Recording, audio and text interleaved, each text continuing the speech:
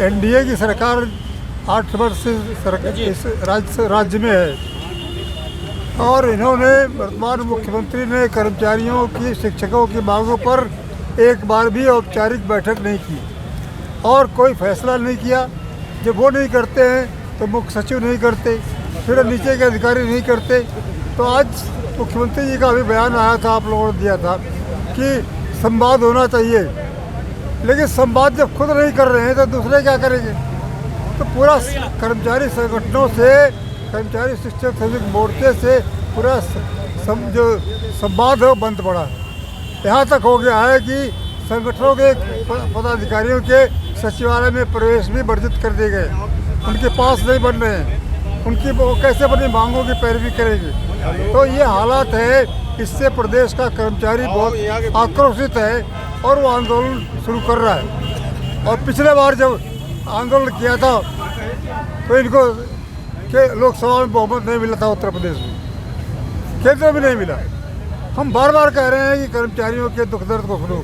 Outsource के लाखों कर्मचारी जो है वो पूरे देश में हर जगह बेचारे भुखमरी कगार पर हैं। 6,000 रुपया पाते हैं, वो अपना पेट नहीं भर सकते, बच्चों क्या करेंगे। जो मिडिल क्लास का कर्मचारी है वो आज इतना परेशान है आर्थिक रूप से कि वो कर्जे में लदा हुआ है, क्योंकि उसके बच्चों की पढ़ाई लिखाई, खाने पीने का महंगाई करा, हर चीज़ महंगी है।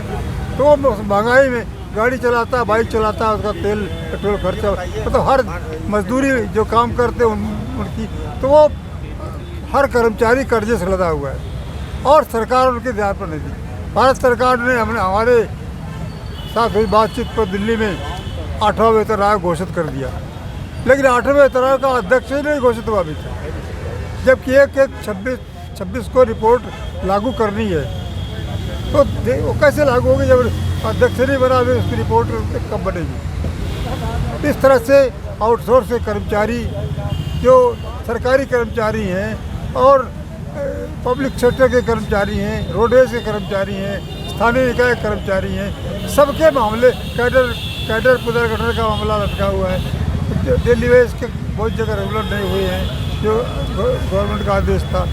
तो जो बातें अभी मुख्य सचिव से हम लोगों की कर्मचारी शिक्षक मोर्चे की 18 नवंबर को बैठक हुई थी, उसमें उन्होंने बहुत फैसले किए थे वर्तमान मुख्य सचिव, और वो फैसले, उसका कार्यान्वयन ही नहीं जारी हुआ अभी तक।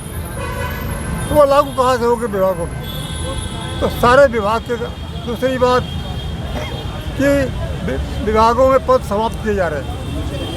जब पद ही समाप्त कर दिए जाएंगे तो कर्मचारी अपने आप को समाप्त हो जाएगा। तो हर तरह से सरकार कर्मचारियों का उत्पीड़न कर रही है। कर्मचारी जो है वो सरकार को कर्मचारी चलाता है गांव तक। ये एसी में बैठे लोग नहीं चलाते, ये तो हुक्म चलाते।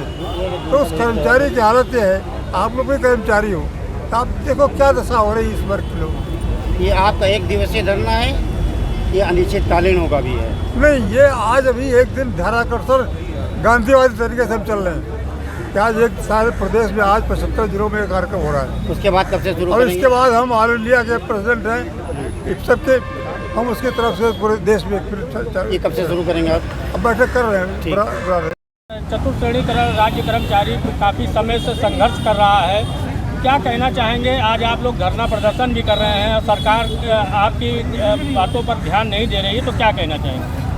ये कर्मचारी शिक्षक संयुक्त मोर्चा के बैनर तले आज प्रदेश की सरकार से हम ये सत्याग्रह शांतिपूर्ण कार्यक्रम के माध्यम से उनका ध्यान आकर्षण कर रहे हैं कि जो कर्मचारी शिक्षक संयुक्त मोर्चा एक लंबे समय से विभिन्न मांग पत्रों के द्वारा कर्मचारियों की समस्याओं का निराकरण कराए जाने का अनुरोध उत्तर प्रदेश के मुखिया से करता चला आ रहा है, और जिस प्रकार से उत्तर प्रदेश की सरकार द्वारा कर्मचारियों की मांगों को अनदेखी किया जा रहा है, आज 1 दिवसीय सांकेतिक कार्यक्रम के द्वारा सरकार को यह चेतावनी दी जा रही है स्पष्ट रूप से कि अगर अब भी आप नहीं चेते तो आने वाले समय में पूरे प्रदेश का कर्मचारी और शिक्षक एक मंच पर आकर के एक लामबंद होकर के आपके विरुद्ध सीधा संघर्ष की घोषणा करेगा, जिसको झेल पाना शायद उत्तर प्रदेश की सरकार के बस की बात नहीं होगी।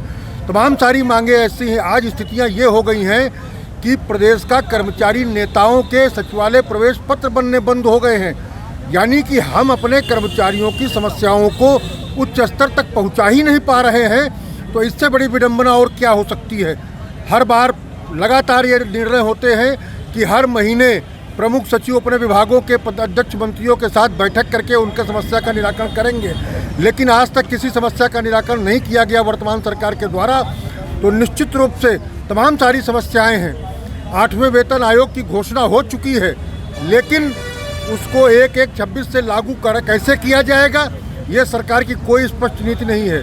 प्रदेश में लाखों लाख आउटसोर्सिंग कर्मचारी 6,000, 8,000, 10,000 के वेतन पर जीवन निर्वाह करने के लिए मजबूर हैं, लेकिन उनकी ओर से बार बार घोषणा हो रही निगम बनाया जाएगा, निगम बनाया जाएगा। अभी तक निगम का कोई भी प्रारूप बनकर के नहीं आया है। तो मैं आउटसोर्सिंग कर्मचारियों का निगम नहीं, बल्कि जितने भी आउटसोर्सिंग कर्मचारी हैं सबको विनियमित करके इस सरकार में रेगुलर कर्मचारी की भांति ट्रीट किया जाए।